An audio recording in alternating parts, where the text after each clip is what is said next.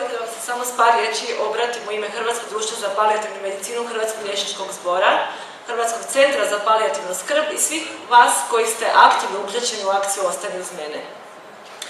Akcija Ostani uz mene pokrenuta je nakon 16 godina djelovanja Hrvatskog društva za palijativnu medicinu kao jedan pokušaj da konačno razvijemo sustav palijativne medicine u našoj zemlji.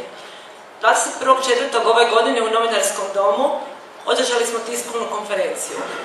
Tiskovna konferencija nije bila samo to, na njoj je bilo nekoliko stotina ljudi, spontano su se pridružili i stručnjaci, i pacijenti, i svi oni koji žele da se razvije ovaj dio medicine u našoj zemlji.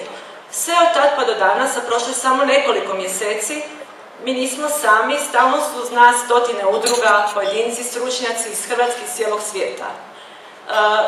Ja vam zahvaljujem osobno što ste tu s nama, već samim dolaskom podržavate našu akciju i ono što je najljepše da je zapravo prvi dio akcije već ne realiziran, ali je u realizaciji, a to znači da danas zajednički već pomalo i slavimo osnivanje Centra za palijativnu medicinu, medicinsku etiku i komunikacijske vještine pri Medicinskom fakultetu Sveučilišta u Zagrebu, koji kasnije ćete vidjeti što smo do sada već napravili.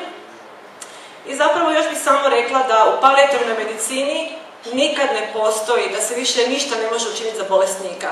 Pa ja bih tako rekla da mi svi ovdje nazočni već svjedočimo da nikad nećemo reći da nećemo razviti palijativnu medicinu u Hrvatskoj. Hvala.